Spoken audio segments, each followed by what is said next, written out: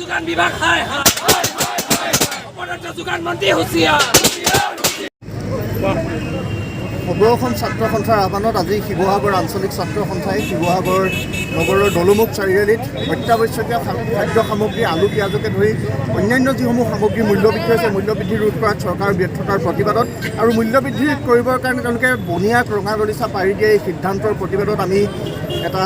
প্ৰতিবাদী কাৰ্যসূচী ৰূপায়ণ কৰিছোঁ আৰু এই কাৰ্যসূচীৰ জৰিয়তে আমি থাল বাতি বজাই চৰকাৰৰ কাণ খুলিব খুজিছোঁ যোগান মন্ত্ৰী যিগৰাকী অকৰ্মণ্য অপদাৰ্থৰ এগৰাকী যোগান মন্ত্ৰীয়ে দায়িত্ব লৈ আছে আৰু এইখন চৰকাৰ যিখনে জাতি মাটি ভেটিৰ কথা কৈছিল বিনামূলীয়া চাউল দি তেওঁলোকে অন্যান্য অত্যাৱশ্যকীয় সামগ্ৰীৰ মূল্য বৃদ্ধি কৰি সেই চাউলৰ দাম ৰাইজৰ পৰা তেওঁলোকে কাহিনী তেওঁলোকে যি এটা ৰাজনৈতিক মুনাফা গ্ৰহণ কৰিবৰ কাৰণে তেওঁলোকে আগবাঢ়িছে এই সমগ্ৰ প্ৰক্ৰিয়াটোক আমি সদৌ অসম ছাত্ৰ সন্থাই ধিক্কাৰ দিছোঁ আমি চৰকাৰক সকীয়াই দিছোঁ যেতিয়ালৈকে তেওঁলোকে মূল্য বৃদ্ধি ৰোধ কৰাৰ ক্ষেত্ৰত পদক্ষেপ গ্ৰহণ নকৰিব তেতিয়ালৈকে ছাত্ৰ সন্থাই ৰাইজৰ স্বাৰ্থত গণতান্ত্ৰিক আন্দোলনৰ প্ৰতিবাদী কাৰ্যসূচী গ্ৰহণ কৰি যাব তাৰ লগে লগে পেট্ৰলৰ আৰু ডিজেলজাত সামগ্ৰীৰ ওপৰত কৰোণাৰ বাবে অসম চৰকাৰে এটা অতিৰিক্ত কৰ আৰোপ কৰিছিল সেইটো আজিলৈকে তেওঁলোকে প্ৰত্যাহাৰ কৰিবলৈ সক্ষম নহ'ল তেওঁলোকে কেৱল নিৰ্বাচনী পুঁজি তেওঁলোকে আহৰণ কৰাৰ স্বাৰ্থত এটা বনিয়াক তেওঁলোকে ৰঙা দলিচা পাৰি দি এখন বনিয়াৰ চৰকাৰ হিচাপে নিজকে প্ৰতিপন্ন কৰিছে আৰু অসমৰ ৰাইজক 2021 চনৰ নিৰ্বাচনত ইয়াৰ প্ৰত্যুত্তৰ দিবৰ কাৰণে আমি আহ্বান জনাইছোঁ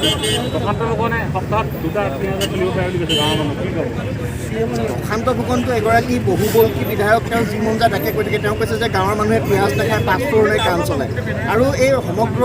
অসমীয়া জাতি সত্তাটোৰ প্ৰতি তেওঁ এটা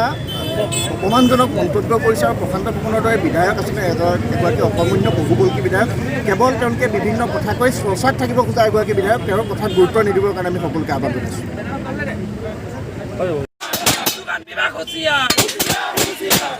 যোগান বিভাগ অসম চৰকাৰ